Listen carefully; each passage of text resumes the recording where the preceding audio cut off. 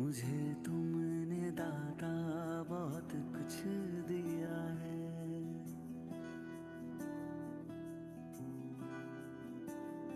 मुझे तुमने दाता बहुत कुछ दिया है। तेरा शुक्रिया है, तेरा शुक्रिया है। मुझे तुमने दाता बहुत कुछ दिया है। तेरा शुक्रिया है, तेरा शुक्रिया है।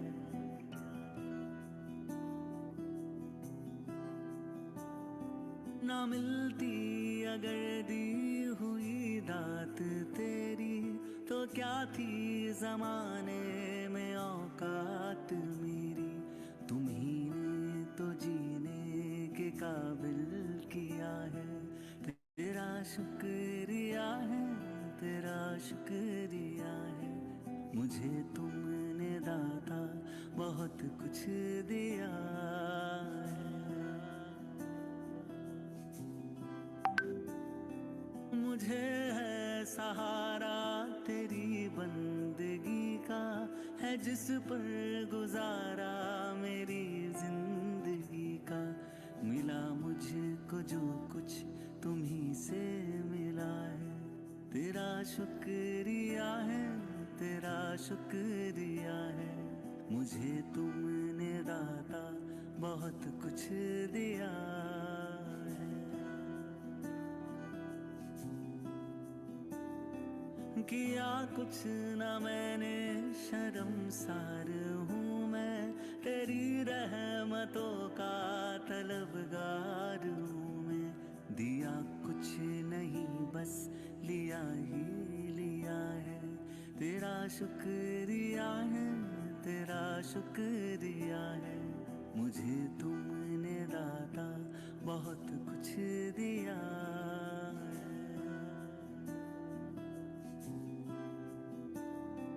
मिला मुझको जो कुछ बदौलत तुम्हारी, मेरा कुछ नहीं सब है दौलत तुम्हारी। उसे क्या कमी जो तेरा हो लिया है। तेरा शुक्रिया है, तेरा शुक्रिया है। मुझे तुमने दाता बहुत कुछ दिया है। मेरा ही नहीं तू सभी का है दाता। तू ही सबको देता, तू ही है खिलाता। तेरा ही दिया मैंने खाया पिया है। तेरा शुक्रिया है, तेरा शुक्रिया है। मुझे तुमने दाता बहुत कुछ दिया है। तेरा शुक्रिया है, तेरा शुक्रिया है। मुझे तुमने दाता बहुत कुछ दिया है।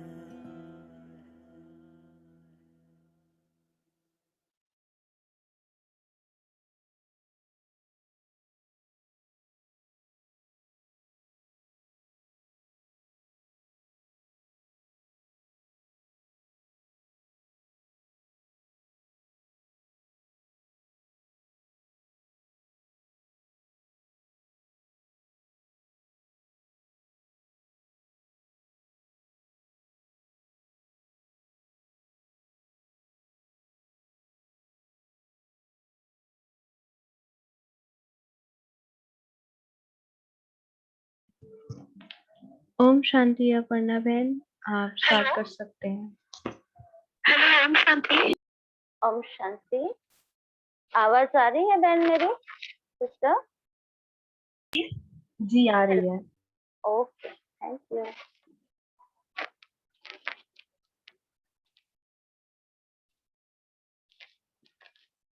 ओम शांति। तो लास्ट सेशन में हमने देखा था हमारा जो सेल्फ लर्निंग स्किल्स बुक है ओपियन 101, उसमें हमने देखा था बुक 1 में हमने दिया learning process reading and writing skills. फिर बुक नंबर 2 में हमने देखा listening skill and conversation skill. उसी में आज 5th यूनिट है हमारा कम्युनिकेशन स्किल, कन्वर्सेशन स्किल, बातचीत की विभिन्न घटनाएं या बातचीत करने के जो अलग अलग ढंग है, किस ढंग से हम बात करते हैं, verbal communication, non verbal communication, कुछ बातें हम इशारों से करते हैं, कुछ बातें हम वर्बल करते हैं, मुंह से करते हैं। तो वही कौन कौन से पैटर्न्स हमें है बातचीत के, वही हम इस इकाई में देखेंगे। तो पेज नंबर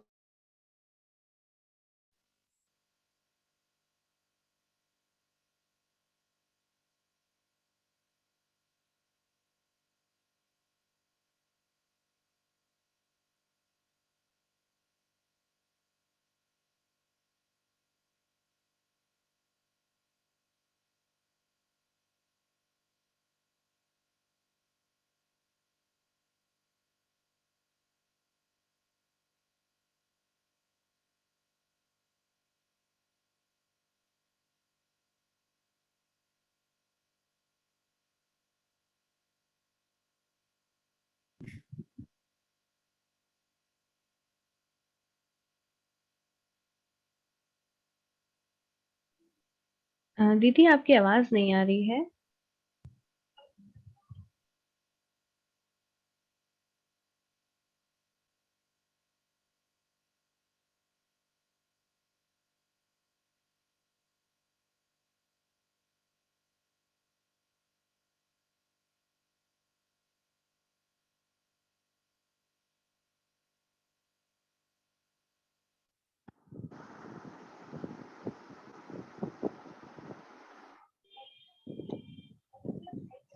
हेलो, अब आ रही है आवाज? जी अब आ रही है, आप कंटिन्यू करें। Thank you. तो इस इकाई को पढ़ने के बाद दैनिक वार्तालाप में प्रयोग होने वाले शब्द, वाक्य तथा वाक्यांश हम सीख पाएंगे। बातचीत करते हैं तो कैसे शब्दों का उपयोग होना चाहिए, किस तरीके से हमारे सेंटेंस होने चाहिए, इस उद्देश्य को हम प्राप्त करेंगे, ये हमारे समझ में आएगा। औपचारिक तथा अनौपचारिक वार्तालाप में क्या अंतर है ना। हम जब कम्युनिकेशन करते हैं तो कई बार इनफॉर्मल या फॉर्मल कम्युनिकेशन हमारा होता है। हम यह देखते हैं कि हर जगह हमारी बातचीत का तरीका एक जैसे नहीं होता है ना। हम घर पर बात करते हैं, कुछ अलग ढंग से बात करते हैं। हम ऑफिस में बातचीत करते हैं तो हमारा तरीका अलग होता है। तो औपचारिक तथा अनौपचारिक वार्तालाप कैसे होता है, ये भी इस इकाई में दिया है। अनकहे वार्तालाप के प्रकार जान पाएंगे। नॉन वर्बल, बात न किए बिना भी हम बहुत कुछ बोल जाते हैं, है ना। हमें पता है ना, मुख से हमारे पता चल जाता है, आंखों से पता चल जाता है क्या बात कर रहे हैं। चेहरे की मुस्कान बता देती है कई बार कि हम किस तरीके का बातचीत या वार्तालाप करना चाहते हैं। तो अनकहे वार्तालाप के जो प्रकार हैं वो भी हम जान पाएंगे। शारीरिक भाषा व इसे सुधारने के तरीके कौन से हैं ना, हमें क्या योजनाएं बनाना चाहिए हमारी भाषा को सुधारने के, वो भी इसमें कवर किया है। तो दैनिक वार्तालाप में जो प्रयुक्त वाक्य हैं उसके कुछ कन्वर्सेशंस दिए हैं हमारे बुक में ऑन पेज नंबर 72। जब हम बातचीत करते हैं तो अलग अलग प्रकार से बातचीत करते हैं। विभिन्न स्थितियों में अलग अलग शब्दों का प्रयोग होता है ना, एक जैसे शब्दों का उपयोग नहीं होता है हर समय। तो इसमें जो प्रयुक्त वाक्य है, जैसे घर पर होने वाली जो बातचीत है बिल्कुल इनफॉर्मल रहेगी, है ना। माँ और बेटे के बीच में होने वाली बातचीत बिल्कुल घरेलू रूप से होगी, है ना। उसका एक कन्वर्सेशन पैटर्न दिया है, वो नहीं पढ़ेंगे हम, आप वो देखेंगे। मदर एंड सन का एक कन्वर्सेशन दिया है हमारी बुक में पेज नंबर 72 पर, आप वो पढ़ेंगे इस इकाई को लेने के बाद। कॉलेज में होने वाली बातचीत कुछ अलग ढंग से हो सकती है, कुछ फॉर्मल हो सकते हैं, क्योंकि कॉलेज में हम जब फ्रेंड से बात करते हैं तो एकदम इतना सब कुछ हम खोल नहीं देते हैं उनके सामने ना, उनसे बात करने का तरीका कुछ अलग होता है। फिर बाजार में हम कोई शॉपकीपर से मिलते हैं तो उनसे होने वाली बातचीत कुछ अलग तरीके से होती है। ऑफिस में जो बात करते हैं वो बिल्कुल फॉर्मल तरीके से, बिल्कुल नापा तोला हम बात करते हैं, सब सोच समझ कर बात करते हैं, जितना टू द पॉइंट आवश्यक है उतनी ही हम उस समय बातचीत करते हैं। फिर औपचारिक वार्तालाप जब हम करते हैं, जब हम फॉर्मल कम्युनिकेशन या कन्वर्सेशन करते हैं तो हमें कौन सी बात का ध्यान रखना है? अपने विचार तो व्यक्त करें और रिश्ते भी बनाएं, है ना। ऐसे नहीं कि किसी को दुख पहुंचाएं। जब हम बात कर रहे हैं तो बात करते समय अपने विचार भी पूरी रीति से उन तक पहुंचने चाहिए, साथ ही रिश्ते भी बनाए रखें। अच्छे परिणाम उससे आने के लिए प्रभावी बातचीत हो, है ना, शब्दों का प्रयोग उचित हो। उसको सुधारने के लिए व्यापारिक बातचीत करें, प्रभावी व्यापारिक बातचीत करें। व्यापारिक बातचीत माना नापा तोला बात करें, है ना, जितनी आवश्यकता है उतनी ही बात करें और उसमें विजेता बने, सक्सेसफुल बने। उसको सुधारने के लिए हम क्या कर सकते हैं? जो भी कथन करना है, जो भी बात बताना है, उस बात पर हमें दृढ़ रहना है। एक तरफ से हम अनौपचारिक जब बात करते हैं तब थोड़ा चेंज कर सकते हैं, लेकिन जब हम ऑफिशियल बात कर रहे हैं तो जो हमने कहा उस पर हमें दृढ़ रहना है। तो ये हमारी प्रभावी एक कम्युनिकेशन या कन्वर्सेशन हो सकती है। अपने विचार बिल्कुल स्पष्ट रखें, उसमें कोई एक कंट्रोवर्सी ना हो, कोई दोमत ना हो, सटीक हो, स्पष्ट हो। अपने लक्ष्य को केंद्रित करें, है ना, जिस बात को लेकर के हम उस कन्वर्सेशन को कर रहे हैं, उस बातचीत को चला रहे हैं, उस लक्ष्य को केंद्रित करें, वो हट न जाए उस लक्ष्य से, क्योंकि उस लक्ष्य को भी पूरा करना है सफलता पूर्वक, अपने कथन को दृढ़ता पूर्वक उसे उस तक पहुंचाना है। कि जो सुनने वाला है, श्रोता की सोच क्या है, उसको भी हमें देखना है। ऐसे नहीं कि हमारी बात तो हम रख रहे हैं, लेकिन आगे वाला क्या सोच रहा है, उसके चेहरे के एक्सप्रेशंस क्या हैं, उसका चेहरा भी एक प्रदर्शन करता है हमारे सामने कि हमारी बात को वो समझ रहा है या नहीं समझ रहा है।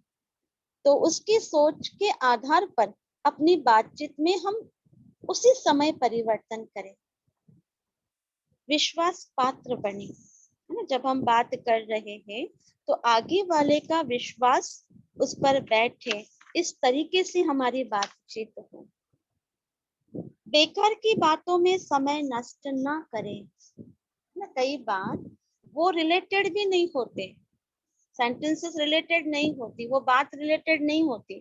जिस लक्ष्य को लेकर के हम बात कर रहे हैं उस लक्ष्य से हट जाते हैं, तो ऐसी बेकार की बातें, औपचारिक बात जब हम कर रहे हैं तो वो नहीं होना चाहिए। संवेदनशील मुद्दे पर बातचीत से बचें, है ना, जिससे किसी को हर्ट हो सकता है या कोई बात बिगड़ सकती है, ऐसी बातों पर बातचीत ना करें। व्यापारिक वार्तालाप में हमेशा रक्षात्मक रहे, ना, हमारा बचाव होता रहे, ना, उससे कोई गलत सलत आउटपुट ना निकले, इस तरीके से हमारा वार्तालाप हो।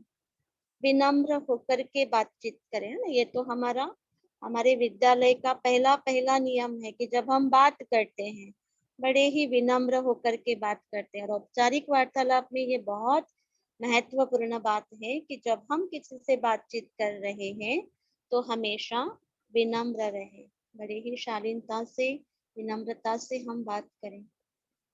जब बातचीत खत्म करते हैं तो हाथ मिलाएं और मुस्कुराएं। For all the manners actually, है ना, हम जब किसी से बात करते हैं तो जब हमारी बातचीत खत्म हो गई है तो उस समय हम हाथ मिलाएं, मुस्कुराएं। फिर व्यापारिक वार्तालाप के कुछ एक पहलू हैं। जब 2 से अधिक लोगों के बीच वार्तालाप होता है तो उस बातचीत में हमें क्या क्या शामिल करना है, कैसे बातचीत करना है। तो जब हम बात कर रहे हैं, लोगों से मधुर रिश्ता बनाएं। इससे आपको स्पष्ट बात करने में मदद मिलेगी। फिर दूसरा जो बात कर रहा है उसकी सूचनाएं भी इकट्ठा करें। हम बात करने के लिए जा रहे हैं, पूरा बैकग्राउंड हमें पता हो, मुझे क्या कहना है ये तो पता है हमें, लेकिन आगे वाले की क्या सूचनाएं हो सकती हैं, इसका भी थोड़ा अंदाजा लेकर के हम हमारे बातचीत की तैयारी करें कि मुझे किस तरीके से बात करना है। जो प्रश्न पूछा जाए उसके प्रति उत्तरदायी रहे, है ना। हमें एक तरफ बातचीत कहा है ना, इट्स अ कन्वर्सेशन, तो हम कुछ कहेंगे, आगे वाले भी कुछ कहेंगे, है ना। हमारे कुछ क्वेरीज होगी, उनकी भी कुछ क्वेरीज होगी, तो उनके जो प्रश्न आएंगे उसके भी प्रति भी हमें उत्तरदायी रहना है, जिम्मेवार रहना है, उसके भी आंसर्स हमारे पास होना चाहिए। हास्य या विनोद का प्रयोग आवश्यकता अनुसार करें, क्योंकि हम औपचारिक बात कर रहे हैं ना। जब हम घरेलू बात करते हैं, इनफॉर्मल बात करते हैं, अनौपचारिक बात करते हैं, उस समय तो हो सकता है हास्य हो सकता है, विनोद हो सकता है ना, हंसी ठिठोली हो सकती है। लेकिन जब औपचारिक बात कर रहे हैं, हमारी बात किसी के सामने रख रहे हैं, तो वहां पर हमें आवश्यकता अनुसार ही इसका प्रयोग करना है। उस व्यक्ति के बारे में भी जानकारी रखें जिससे आपको बातचीत करनी है ना, जिससे आप मिलने गए हैं, कोई ऑफिसर से बात करना है तो उसके बारे में भी थोड़ी इंफॉर्मेशन हमारे पास होना चाहिए। जिससे बात करनी है उन्हें पूछे कि वह कैसे हैं, वह कहाँ से आए हैं। ये तो करते हैं हम कई बार, है ना। जिससे मिलने गए हैं हम, जिससे बात करना है हमें, उनसे पूछेंगे पहले कैसे हैं, हाउ आर यू, आप कहाँ से आए हैं। तो ये सारे हमारे कन्वर्सेशन के मैनर्स से कुछ पहलू हैं।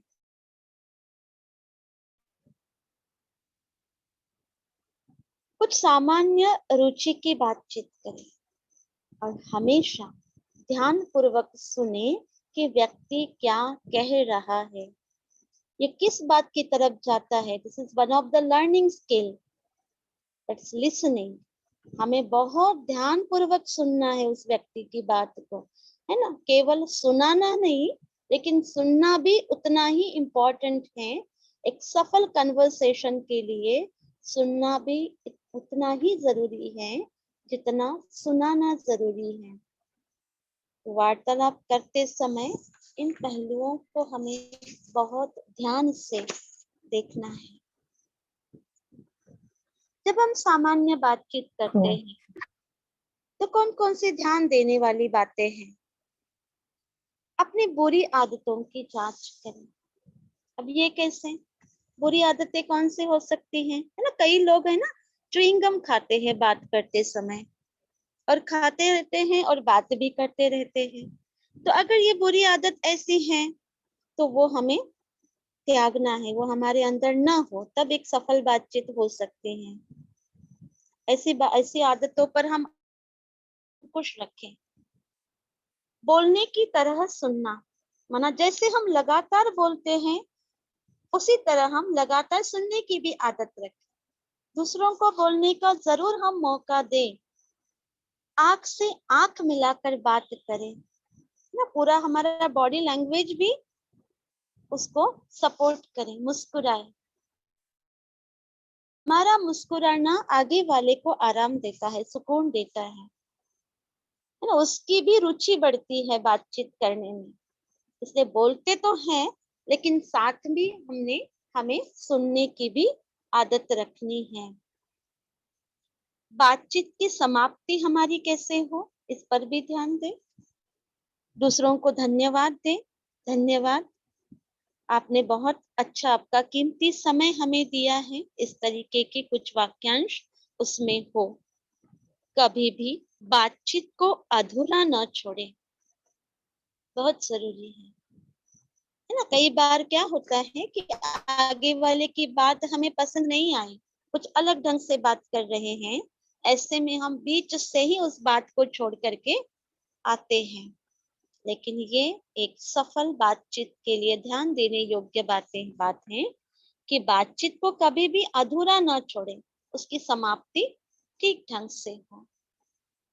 ज्यादा जोर या धीरे से बातचीत ना करें, क्योंकि जोर से बात करेंगे वो भी सुनने वाला पसंद नहीं करता, ये बुरी आदत समझी जाती है। और अगर धीरे से बोलते हैं तो ये अपने ही आत्मविश्वास की कमी दर्शाता है ना, हमारा ही लो कॉन्फिडेंस इसमें दिखता है। इसलिए बोलना ना बहुत धीरे हो ना बहुत जोर से हो, एक ऑप्टिमम हमारा वेव हो बोलने का, तब जाकर हमारी बातचीत ठीक ढंग से हो सकती है। यस, इट्स वेरी इंपॉर्टेंट अपने hello, is there any problem? अपने हाव भाव पर ध्यान दे, बॉडी लैंग्वेज पर ध्यान दे, अपने चेहरे पर, है ना। कई कई बार क्या होता है, हम बात कर रहे हैं और अंगड़ाई लेते हैं। अच्छा लगता है जब हम फॉर्मल कोई कन्वर्सेशन कर रहे हैं तो इट्स नॉट ओके। तो हमारा हाव भाव, है ना, ये भी हमें बहुत ध्यान से देखना है। अपनी जुबान पर संयम रखे, ये तो हमेशा रखना है, अपनी जुबान पर संयम रखे, है ना। जब हम बातचीत कर रहे हैं उसमें हम कभी राजनीतिक बात पर आ जाते हैं, कभी व्यापार और खेल पर बातचीत करते हैं। लेकिन कई बार क्या होता है कि जो बात लेकर के हम बैठे हैं, जिस पर बात करना है, उसे छोड़ करके दूसरी तरफ चले जाते हैं। कई बार व्यक्तिगत जीवन की विषय को खंगालते हैं, उसकी प्राइवेट जो बातें वो नहीं करना चाहता आगे वाला, है ना, उस प्राइवेट बातों पर हम चले जाते, व्यक्तिगत जीवन के विषय में ज्यादा बात करने लगते, तो वो ना करे। इस तरीके का संयम हमें अपने ऊपर रखना है। फिर आगे वाला जो बात कर रहा है उस पर ध्यान दे, उस समय दूसरी चीजों पर ध्यान ना दे। कई बार होता है हमने अपनी बात तो कह दी है, लेकिन आगे वाले की सुनने के लिए हमारा ध्यान हट जाता है ना, थोड़ा बॉडी लैंग्वेज चेंज हो जाता है। तो ऐसे ना हो, पूरे ध्यान से हमें उसे सुनना है। यस, फोन पर बातचीत से बचे, है ना। आगे वाला होता है, अभी तो ज्यादा होता है, मोबाइल फोन्स हमारे पास आए हैं और ये ज्यादा होता है, कोई बात कर रहे हैं और हम हमारा मोबाइल खोल करके अपने मैसेजेस देख रहे हैं। वेरी रॉन्ग प्रेडिक्शन, बहुत बुरा लगता है आगे वाले को। तो ना फोन पर बात करें, ना अपने फोन को टटोले जब हम किसी से बात कर रहे हैं, ये असभ्यता का लक्षण माना जाता है। इसलिए बहुत आवश्यक अत्यावश्यक बातचीत उससे करें और वार्तालाप को जल्दी खत्म करके हम फिर अपना काम कर सकते हैं। ज्यादा प्रश्न भी ना पूछें, क्योंकि आगे वाले को वो परेशान कर सकता है। आवश्यक बातें पूछें और अपनी तरह से ज्यादा सलाह मशवरा भी ना दें। अगर वो नहीं चाहता है आगे वाला, तो उसे सलाह देने की भी कोई आवश्यकता नहीं है। और जब हम लोगों से बात करते हैं तो उनको सही नाम से बुलाएं, सही नाम से पुकारें, है ना। कभी कभी होता है ना, पूरा नाम हमें ठीक से नहीं पता है और हम उसको गलत नाम से बुलाते हैं, तो वो भी उनको बुरा लगता है। अगर नहीं पता है तो वेरी काइंडली ऑनेस्टली हम पूछ सकते हैं, है ना, नाम उनका दोबारा पूछ सकते हैं, सॉरी कह करके पूछ सकते हैं। तो इस तरीके से हमें सामान्य बातचीत करते समय कुछ बातों पर अपना ध्यान खींचना है। फिर अनौपचारिक वार्तालाप में हमें क्या ध्यान रखना है? अपने दोस्तों से, अपने घरेलू सदस्यों से साधारणतः अस्थायी होता है ये अनौपचारिक वार्तालाप, ये स्थायी नहीं होता है। यह हमारा व्यक्तिगत और सामाजिक रिश्ता बनाता है, अनौपचारिक बातचीत। विषय प्रवेश पहली बात है, कैसे शुरुआत करते हैं? हाय हेलो से शुरुआत करते हैं, नमस्कार से शुरुआत करते हैं, जो भी हमारी लैंग्वेज है उस लैंग्वेज में हम बात करने की शुरुआत करते हैं। कार्य के अनुसार भी बातचीत करते हैं। धारा प्रवाह बातचीत करते हैं। धारा प्रवाह माना आगे जैसे जैसे आगे बढ़ती है, जैसे जैसे फ्लो बढ़ता है, जैसे जैसे वेव चलती है ना, किस तरफ भी जाती है। औपचारिक बातचीत में ऐसे नहीं होता, धारा के अनुसार नहीं होता वो, क्योंकि उसमें हमारा फिक्स लक्ष्य है, जिस लक्ष्य पर हमें बात करनी है। लेकिन अनौपचारिक जब बातचीत करते हैं घर के सदस्यों से, मित्रों से, तो कोई धारा प्रवाह, उसमें कोई लक्ष्य नहीं होता है ना, वो धारा प्रवाह अनुसार हमारी बातचीत चलती रहती है। दूसरों को आराम देना, ये तो पहले इसमें भी हमने देखा। दूसरों को परेशान ना करना, इतना भी बात ना करे कि वो परेशान हो जाए, ठीक है ना। दूसरों को सुकून पहुंचे, इस तरीके से हमारी बातचीत हो, है ना। कई बार हमने देखा है आगे वाला नहीं चाहता है अभी बातचीत खत्म हो जाए, लेकिन फिर भी हम बात कर रहे हैं, बोल रहे हैं, तो एक तरह से उसको परेशान करना है। तो इसको अवॉइड करें ना, दूसरों को आराम दे, सुकून दे। अच्छी वस्तुओं के विषय में बातचीत करें, उसके पसंदीदा चित्रों के बारे में बातचीत करें, उसकी किस स्थान में रुचि है उसके बारे में बातचीत कर सकते हैं, है ना, जिसमें उसको रुचि है। उसके उसके रुचि वाला कोई खेल, कोई पुस्तक, उसके बारे में बातचीत कर सकते हैं। कुछ मुद्दों की चर्चा को अवॉइड करें, ना करें वो। कई बार है ना, कुछ मुद्दे हमें हमारे संबंधों को खराब कर सकता है ना, धार्मिक, सांस्कृतिक, क्षेत्रीय भावनाओं को ठेस पहुंचा सकती हैं। तो इसके बारे में हमें बातचीत नहीं करनी है। और कोई व्यक्ति कभी कभी अड़िग रहता है कि नहीं ऐसा ही है ना, ये बातें हम जब किसी को ज्ञान सुनाते हैं ना, तो उस समय होता है, हम सुनाना जो चाहते हैं अगर आगे वाला नहीं सुनता है तो क्या होता है ना, कई बार रुआब में आ जाते हैं, हमारी आवाज चढ़ सकती है, लेकिन ऐसा नहीं करना है। कभी भी कोई व्यक्ति पर किसी मुद्दे पर अड़िग होना चाहे तो नम्रता पूर्वक उसे दूसरी चर्चा करने को कहें। ओके, आप हो सकते हैं, ट्रुथ हो सकता है आपका, है ना, इतने प्यार से उसे समझाएं। तो कुछ मुद्दों पर चर्चा ही ना करे, उसको वहीं पर स्टॉप कर दे, नहीं तो बखेड़ा खड़ा हो सकता है। हस्तक्षेप ना करें, जब कोई बातचीत कर रहा है तो उसको बीच में ना रोके, बीच में उस बात को ना तोड़े, उसकी पूरी बात पहले उसको खत्म करने दे, तब हम हमारी बात शुरू करें। बीच बीच में उसको टोकना नहीं है, बहुत ज्यादा नहीं बोलना है। हाँ, है अनौपचारिक बातचीत, इतनी फॉर्मल नहीं है, घरेलू बातचीत है, लेकिन फिर भी बहुत ज्यादा नहीं बोलना है ना।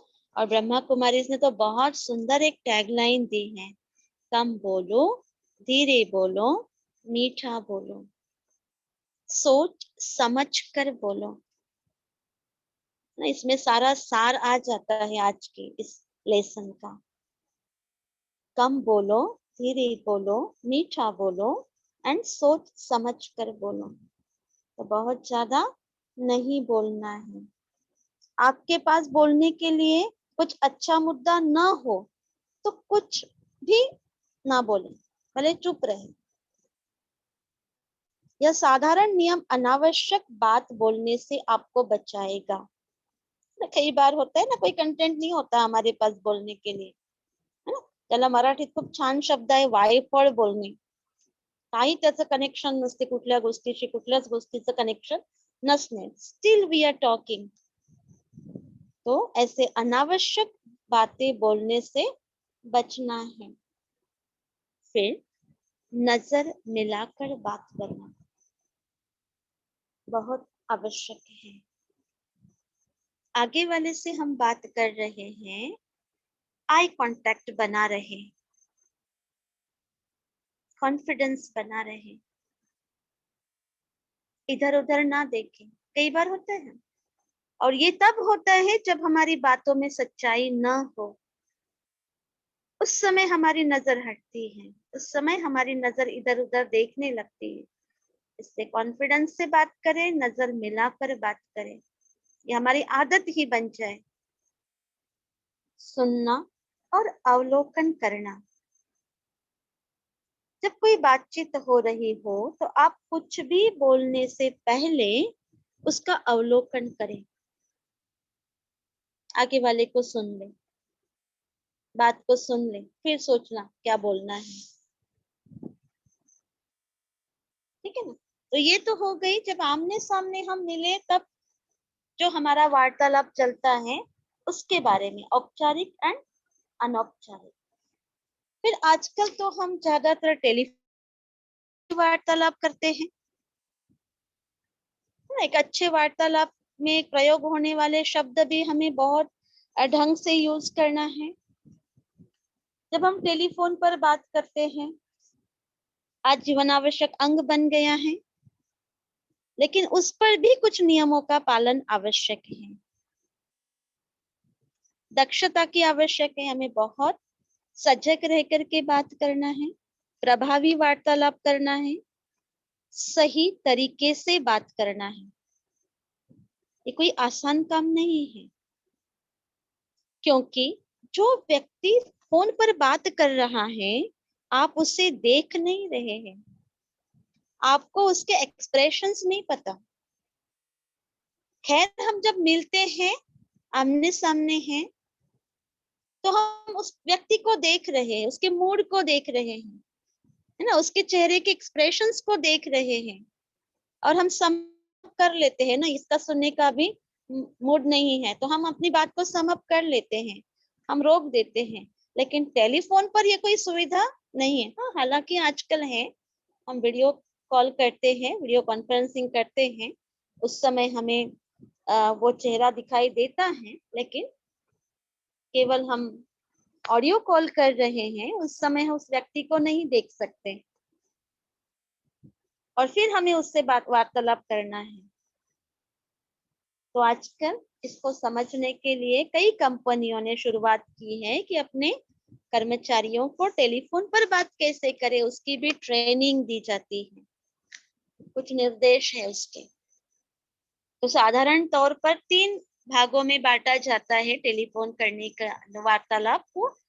पहला है सुनना, फर्स्ट स्टेप है सुनना, सेकंड स्टेप है बोलना, एंड थर्ड स्टेप है समापन करना, एंड करना, कन्वर्सेशन को एंड करना.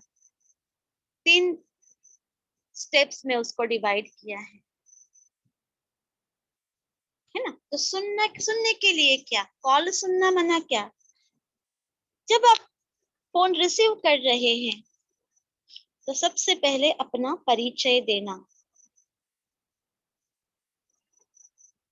कैसे, अपने कंपनी से बात कर रहे हैं तो कंपनी का परिचय दें, स्वयं का परिचय दें, and then you can ask may I help you, और फिर उसका बोलना, उसका वो बात करेगा आगे वाला.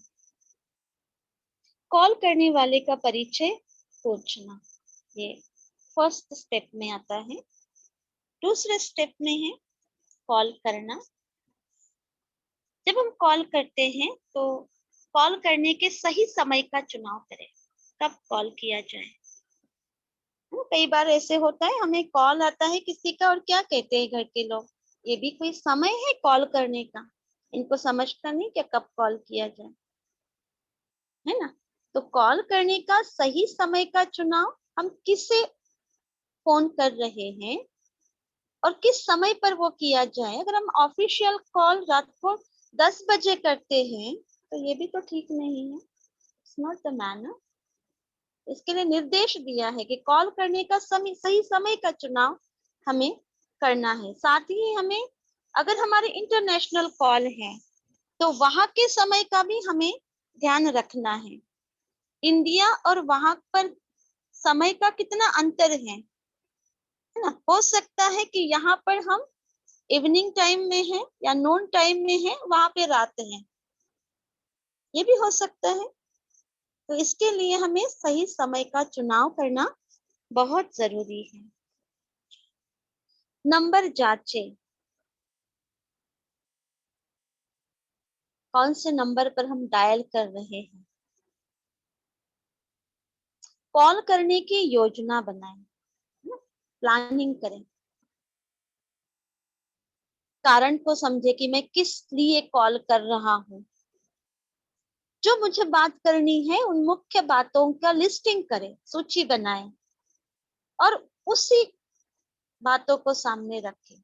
इससे समय भी बचेगा और हमारे पैसे की भी बचत होगी।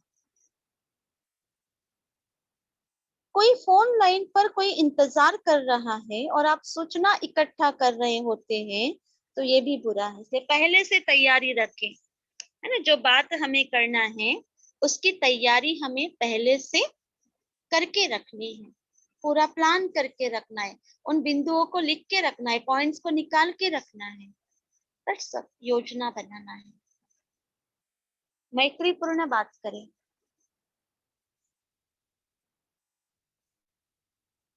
जब आप बात कर रहे हैं तो आपकी आवाज दोस्त की तरह होना चाहिए, फ्रेंड्स की तरह होना चाहिए, तो बातचीत सही होगी, ठीक होगी। क्योंकि टेलीफोन पर केवल आपकी आवाज सुनी जाती है, इसलिए आवाज में ही वो मित्रता हो। आवाज को आनंददायक बनाएं, मैत्रीपूर्ण बनाएं, बहुत स्वीट हो, ताकि आगे वाला भी बात करने के लिए मन से तैयार हो। ये थोपना नहीं है हमें, कॉल किया है बात करना, ये नहीं, वो तैयार हो हमसे बात करने के लिए। कॉल करने का कारण बताएं। पहले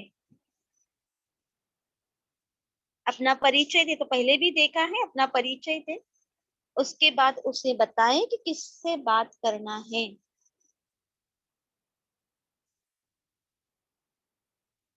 कॉल के समय क्या हो, विनम्रता हो,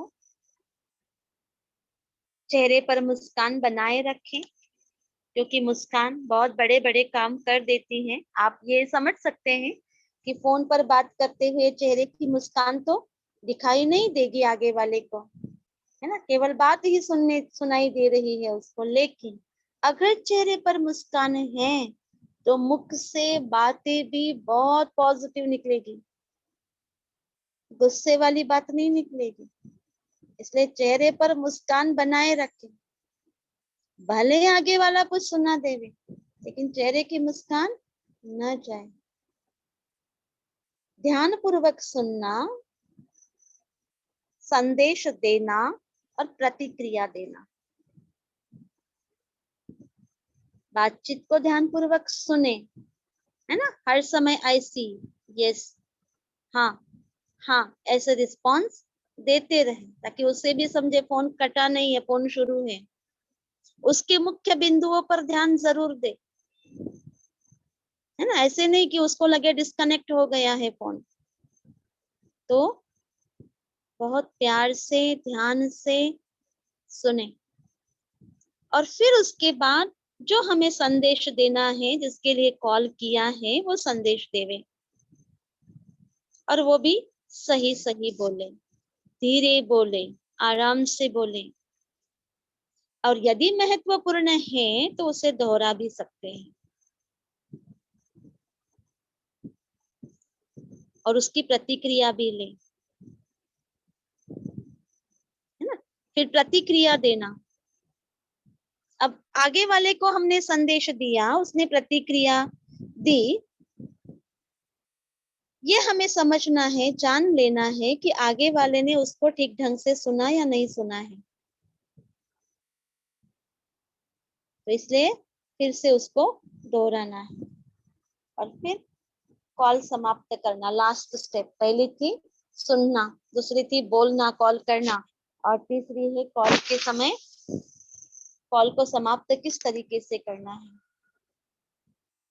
तो कॉल को समाप्त करना, ये हमारी रोज के जीवन की बातें हैं ना, इसको समझाने का कुछ भी नहीं है, लेकिन कंटेंट पूरा जो बुक में दिया है उसको खंगालना है, उसको देखना है। इसके लिए उसको हम पढ़ रहे हैं। यहाँ पर शिष्टाचार दिखाना है। शिष्टाचार कैसे दिखाते हैं? फोन पर ना हम बात कर रहे हैं, कॉल को समाप्त कर रहे हैं, तो क्या हम कहेंगे? थैंक यू फॉर कॉलिंग, आपने कॉल किया, धन्यवाद। Thank you for your concern and help, thank you for your time, see you, good day. कुछ इस तरीके से वर्ड्स यूज करके हम शिष्टाचार दिखा सकते हैं। नोट बनाएं, है ना, जो भी बात हुई, अगर हम ऑफिशियल बातचीत कर रहे हैं तो नोटिंग करें। एक्शन लेना, अगर आपको अपने ऑर्गेनाइजेशन में किसी को कंफर्मेशन या किसी को कॉल का डिटेल देना है तो तुरंत दे, है ना। कई बार ऐसे होता है ना, अगर समय निकल गया तो कुछ एक बातों को हम भूल जाते हैं, या कई बार ऐसे भी होता है कि कॉल आया, हमने रिसीव किया और शाम तक हम भूल भी जाते हैं। इसलिए तुरंत उसके ऊपर एक्शन लेना, उसको नोट डाउन करना, उसको फॉरवर्ड करना, जिसके लिए मैसेज था वो रिसीव करके आगे ट्रांसफर करना। ये सारे कॉल समाप्त करने के स्टेप्स हैं। फिर ऑफिशियल बातचीत के लिए कुछ निर्देश हैं। कोई मैनेजर से, कोई सचिव से हम बात कर रहे हैं तो पहले अपना परिचय देवे, है ना। साथ ही कुछ निर्देश तो यह है कि आवाज हमारी ठीक ठाक हो, स्पष्ट हो, हमारी भाषा ठीक हो, हमारे शब्दों का प्रयोग बहुत अच्छे से हो, और इसके बारे में हमने पहले की इकाई में देखा है, शब्दों का प्रयोग कैसे हो, है ना, शब्द कितने इंपॉर्टेंट होते हैं, इसके बारे में हमने देख लिया। अभी उसको प्रयोग कैसे करना है, यदि कठिन शब्द बोलना पड़े, हाँ, तो वो भी बोलते आना चाहिए। कई बार हम उसके संक्षिप्त रूप का भी प्रयोग कर सकते हैं, बड़े शब्द हैं तो। ध्यान देकर के सुनना है, सुनाना है, प्रतिक्रिया को समझना है ना। फिर अपना परिचय देना है, जब हम बात कर रहे हैं, जब हम कॉल रिसीव कर रहे हैं तो कोई कंपनी का नाम है तो हम उसे वो पहले ले सकते हैं। जैसे बुक में एग्जांपल दिया है, Jay insurance company, may I help you, likewise we can start our conversation. Call करने का उद्देश्य जानना है हमें, ठीक है, उसका क्या उद्देश्य है। एक सचिव को सही व्यक्ति से संपर्क करना चाहिए। अगर एग्जीक्यूटिव को बात करने में दिलचस्पी ना हो तो सचिव को उन्हें अपनी तरफ ध्यान आकर्षित करना चाहिए। फिर शिष्टाचार, ये तो पहले भी आ गया है, ये होना चाहिए हमारे टेलीफोनिक टॉक में। विचारशील होना चाहिए हमारा टॉक। सबसे बड़ी समस्या है एक ही समय एक से अधिक कॉल जब हम अटेंड करते हैं और उस एक ही समय पर दो कॉल हैं और दोनों को जवाब देना है। ऐसे ऑफिसेस में होता है कई बार, तो एक कॉल को काफी देर तक होल्ड करना पड़ता है, ये भी उचित नहीं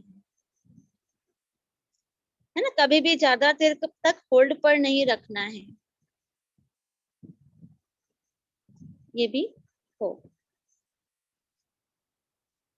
फिर सेल फोन का प्रयोग, है ना। आजकल तो टेलीफोन भी नहीं, सेल फोन पर हम बात करते हैं। उस समय क्या क्या हमें ध्यान रखना है, कौन कौन सी बातों को देखना है। सेल फोन हमारा, जब हम ऑफिस में है तो हमारा सेल फोन वाइब्रेशन पर होना चाहिए ना। कई बार ना, कई टेलीफोन, कई जो हमारे सेल फोन होते हैं उसके उस पर बहुत अच्छे अच्छे रिंगटोन्स बजते हैं, है ना। सारे लोग अपने काम कर रहे हैं और किसी का फोन एकदम बजने लगता है, बहुत सुंदर गाना बजता है और सारे डिस्टर्ब। हम सार्वजनिक जगह पर हो तो हमारे फोन वाइब्रेशन मोड पर होना चाहिए, बहुत आवश्यक है। म्यूजिकल साउंड, अगर कोई ट्यून है, रिंगटोन है, तो उसका साउंड बहुत धीमा हो, मधुर हो, अच्छा हो, ज्यादा तेज ना हो, डिस्टर्ब करने वाला तो बिल्कुल ना हो। ओके, मधुर और हल्की आवाज हो।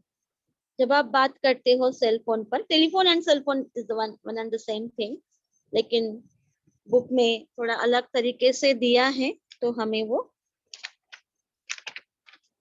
लर्न करना है। तो मधुर और हल्की आवाज हो, चिल्लाकर बात ना करें, जोर से बात ना करें, धीमी आवाज में बात करें, क्योंकि जब हम जोर से बात करते हैं तो हमारी अप्रसन्नता प्रकट होती है और आगे वाला समझ सकता है कि यह बात करना नहीं चाहता।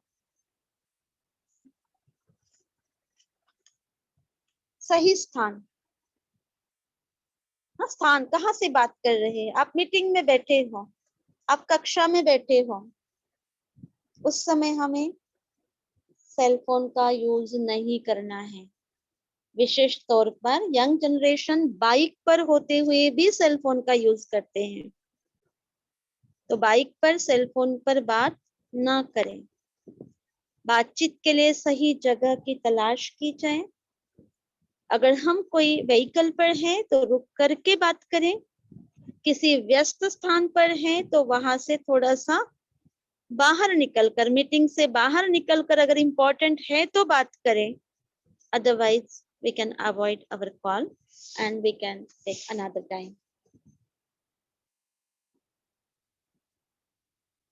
ठीक है, अगर कोई इमरजेंसी है तो हम बाहर जा करके कम से कम 20 फुट दूर होकर के बात कर सकते हैं।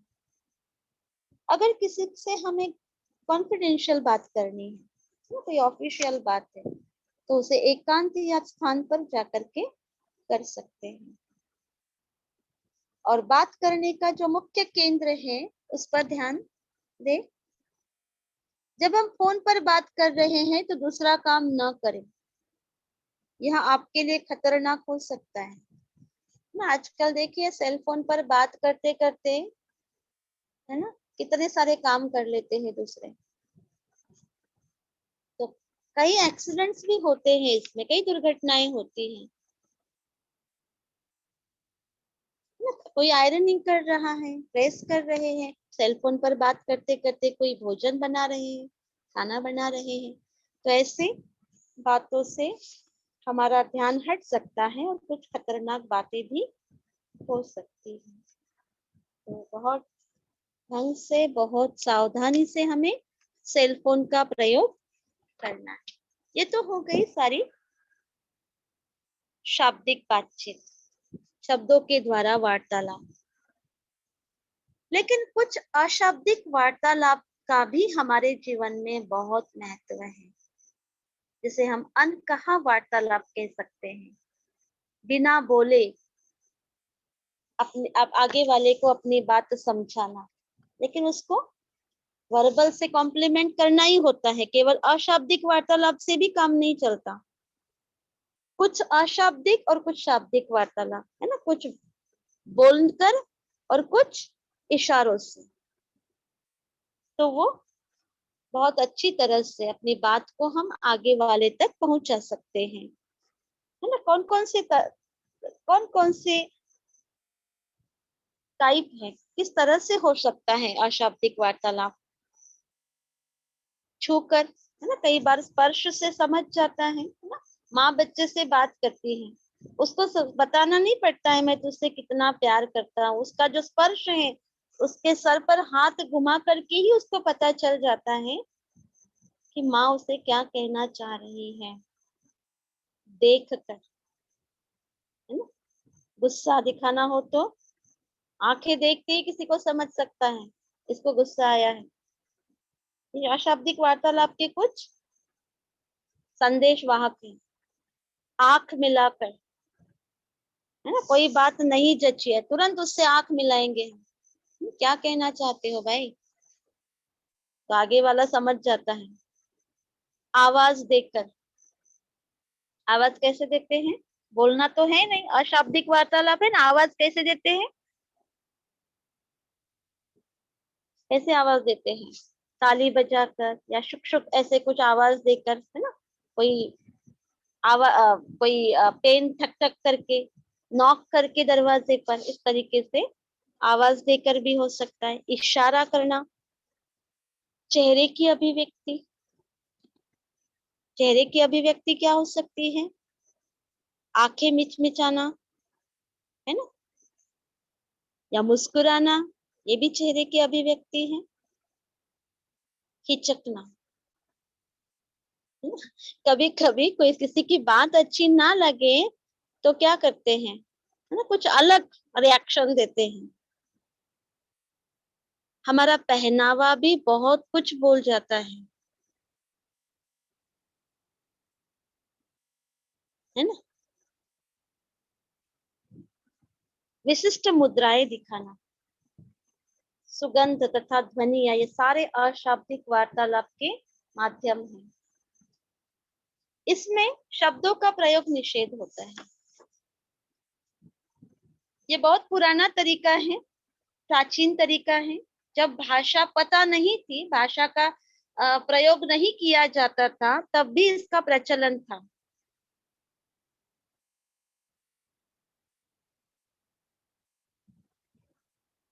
विशिष्ट मुद्रा, संकेत और चेहरे की अभिव्यक्ति संसार के पुराने साधन है। तेवर दिखाना, भौहे चढ़ा करके बात करना, ये वैश्विक है। इसको कोई ये लैंग्वेज हमारे यहाँ नहीं चलती, आपके यहाँ चलती है। हा? अगर किसी को हाँ कहना है तो आंखें पलक झपका कर हाँ कहना, ये इंडिया में भी हो सकता है, अदर कंट्रीज में भी हो सकता है, क्योंकि ये अशाब्दिक भाषा, अनकहा वार्तालाप, इशारों की भाषा सभी संस्कृतियों द्वारा स्वीकार्य है।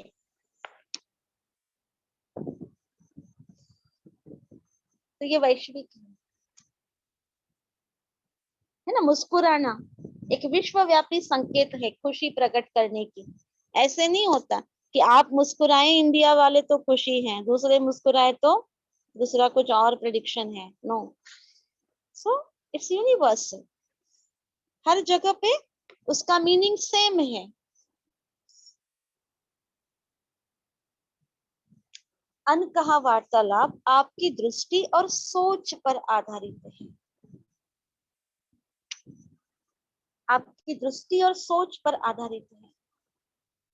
आप कैसे सोचते हो, आपका दृष्टिकोण कैसे है, आपका उस बात को देखने का नजरिया कैसे है, इसके आधारित आप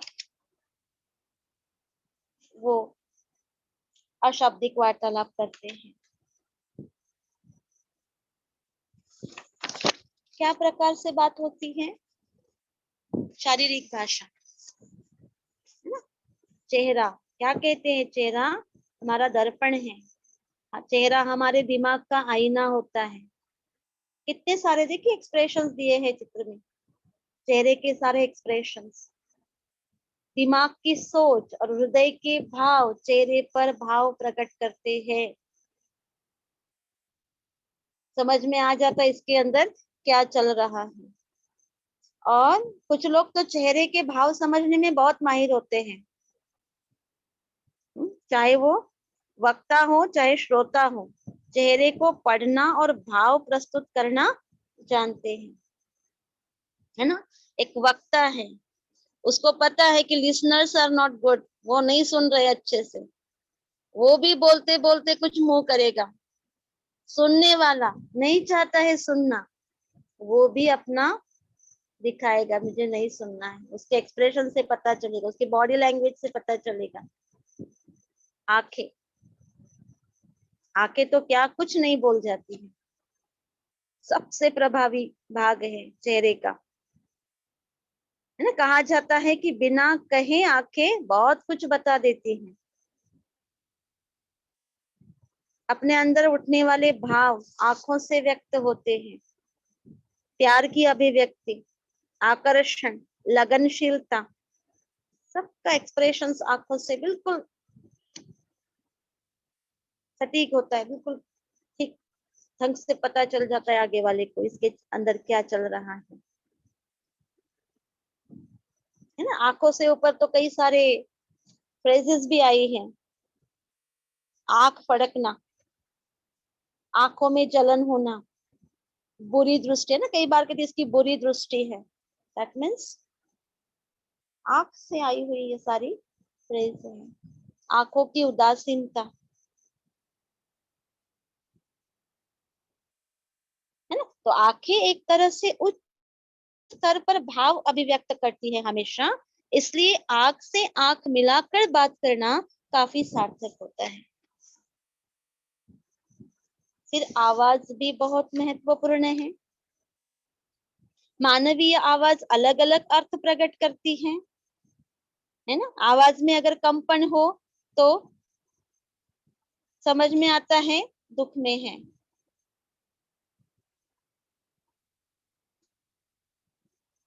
अगर आवाज में आरोह अवरोह तो होता ही है हमेशा, है ना। तो आवाज, स्वर, 5 विशेष प्रकार के रूप हैं: स्वर, सुर, गुण, गति और बल। स्वर में क्या, स्वर में हम देख सकते हैं आवाज कठोर है, मधुर है। सुर में हम देख सकते हैं उच्च सुर है, ऊंचा सुर है या नीचे सुर है। आवाज का गुण भी होता है। गुण में क्या भाग आता है, नियंत्रित है या अनियंत्रित है, कंट्रोल में है या अनकंट्रोल है। आवाज की गति भी देखी जाती है, तेज है या धीरे है। और आवाज का बल भी देखा जाता है, तीव्रता कितनी है। ये सारे आवाज के अलग अलग रूप हैं। फिर और एक अनकहे संचार का प्रकार है चिन्ह और संकेत, सिंबल्स। कई बार कोई बात नहीं कहना हो तो सिंबल दिखा देते हैं, समझ जाता है इसको क्या बात करनी है। और ये सिंबल कोई पेपर पर, कोई लकड़ी पर या कोई धातु की चीज पर होते हैं। और ये सिंबल हम कहाँ देखते हैं, ज्यादातर ये भाषा हमें रोड पर होते हैं। ट्रांसपोर्टेशन के जो कुछ नियम बने हुए हैं वहां पर हम देखते हैं सिंबल्स, चिन्ह होते, कई संकेत होते हैं ना। रोड पर बोर्ड लगे हुए होते हैं, उस पर से समझ में आता है। पी, नो पार्किंग, एक क्रॉस लाइन, उस पर नो पार्किंग, एक वर्ड से समझ में आ गया यहाँ पर क्या कहना है। तो चिन्ह और संकेत हमें कई बातें बता देती हैं, है ना। कोई खिलाड़ी है, उसका खेल खत्म हो गया, मैच हो गई, दोनों हाथ वी की तरह उठाते हैं, क्या समझ में आता है कि विक्ट्री, विजय का प्रतीक। एक शिक्षक कक्षा में पढ़ा रहे हैं, है ना, उसको बात नहीं करना है, वो ओठों पर उंगली रख देगा। बच्चों को क्या समझ में आता है इस संकेत से, चुप रहने का संकेत है। टीचर हमें बोल रहे हैं कि चुप रहना है। इस तरीके से संकेत, सिग्नल्स होते हैं कुछ।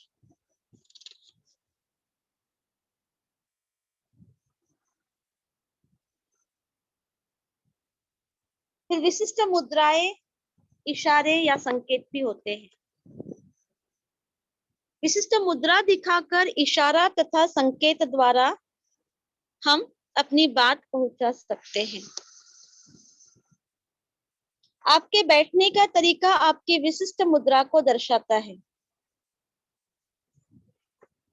ठीक है, अब ये कौन कौन से इशारे हैं? सिर हिलाना, ये मुद्रा या इशारा हम बोल सकते हैं। इसको हाथ मिलाना, है ना। बात समझ में आ गई, यस, डील पक्की हो गई। क्या करेंगे? हाथ मिलाएंगे, बताएंगे नहीं, ओके, बस हाथ मिलाएंगे। बात चल रही है, हम हाथ मिलाएंगे, समझ में आ जाता है कि हमने जो बात कही उसको हाँ मिलाई है। मुस्कुराना, ताली बजाना, है ना। बहुत अच्छी लगी किसी की बात, नहीं बोलेंगे बहुत अच्छा, लेकिन हम उस समय ताली बजाएंगे। किसी को प्रोत्साहन देना है, किसी को इंस्पायर करना है, पीठ थपथपाएंगे, ये भी इशारा है। भोये चढ़ाना, हाँ, गलत लगी उसकी बात, उस समय क्या करेंगे? उसको गलत नहीं कहेंगे, है ना। हमारी भौहें चढ़ जाएगी ऊपर, उसमें समझ में आता है बात अच्छी नहीं लगी। आंखें मिचकना, ये सारे इशारे हैं। इशारे में कई बातें समझ जाती है। कुछ ना नकारात्मक संकेत है, कुछ सकारात्मक संकेत है।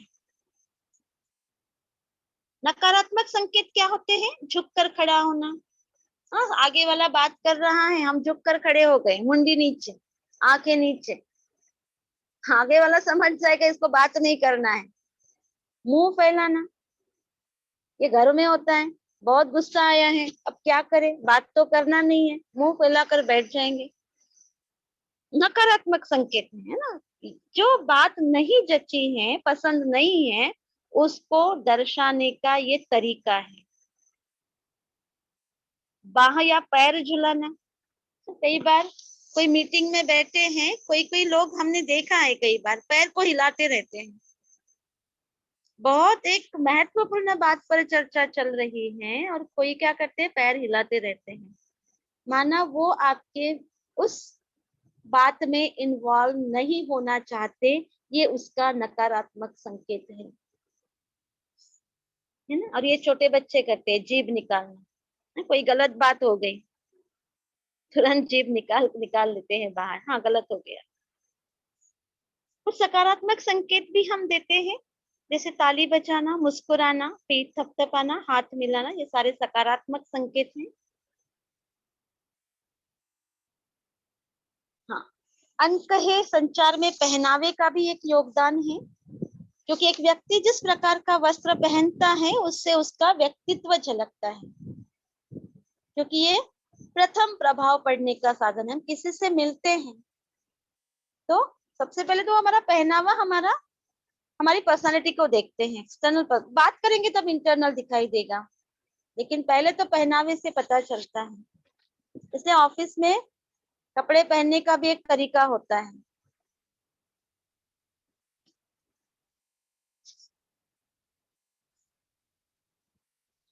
फिर विश्वव्यापी शारीरिक भाषाएं, खुशी, उदासी, उबना, भय, क्रोध, आश्चर्य, घृणा, ये सारी यूनिवर्सल भाषा है, सबको पता चलती है। कोई भी स्थान पर जाओ, ये भाषाएं कॉमन है।